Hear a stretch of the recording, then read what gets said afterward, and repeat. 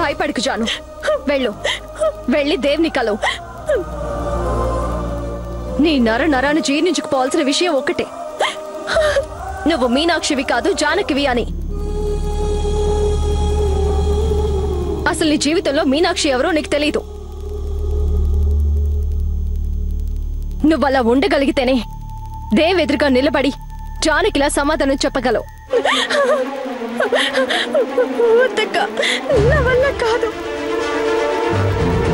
ఆయన ఫోన్లో మీనమ్మ అంటేనే నా ఒళ్ళంతా వణుకు పుట్టుకొచ్చింది.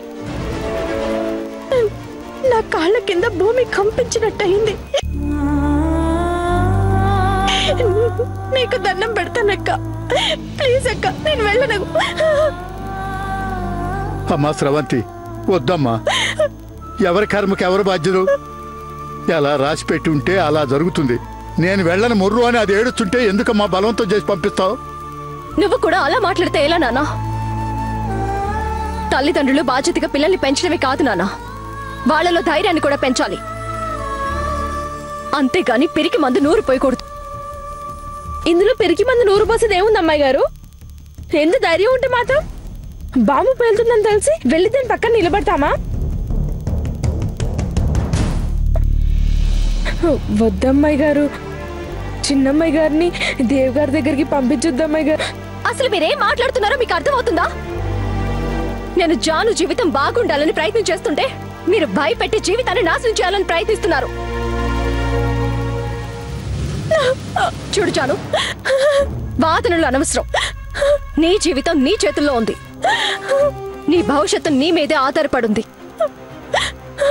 జీవితాంతం సంతోషంగా ఉండాలనుకుంటే దేవ్ దగ్గరికి వెళ్ళి ధైర్యంగా జానకిలా మాట్లాడు. ఇలాగే భయపడుతూ ఉంటావా? నీ కర్మ. నిన్ను ఎవరు బాగు చేయలేరు. నిర్ణయం నీదే.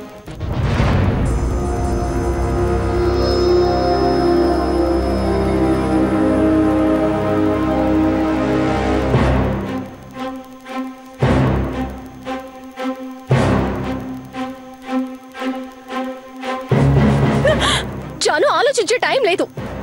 దేవ్ నీ కోసం వెయిట్ చేస్తూ ఉంటాడు. నువ్వు లేట్ చేసే ప్రతి నిమిషం అతని అడుగు మన ఇంటి వైపు పడుతుంది.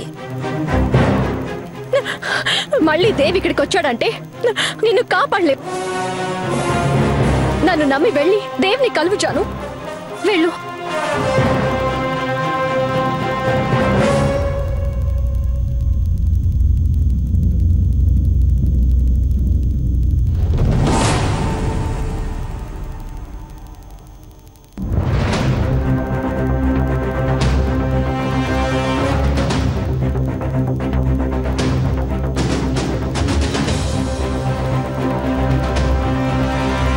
జాను, నీకు అసలు బుద్ధుందా? నీకెంత చెప్పినా భయం మాత్రం వదలడం లేదు. ధైర్యం నటించడం కాదు, నిజంగా ధైర్యంగా ఉండాలి. ఒక చిన్న క్లూ చాలు, నువ్వు జానకివి కాదు మీనాక్షివని దేవ్ గుర్తుపట్టడానికి. నువ్వు ఇక్కడ ఇంత భయపడుతుంటే అక్కడికి వెళ్ళాక దేవ్ ఎదురుగా నిలబడితే దొరికిపోతావు.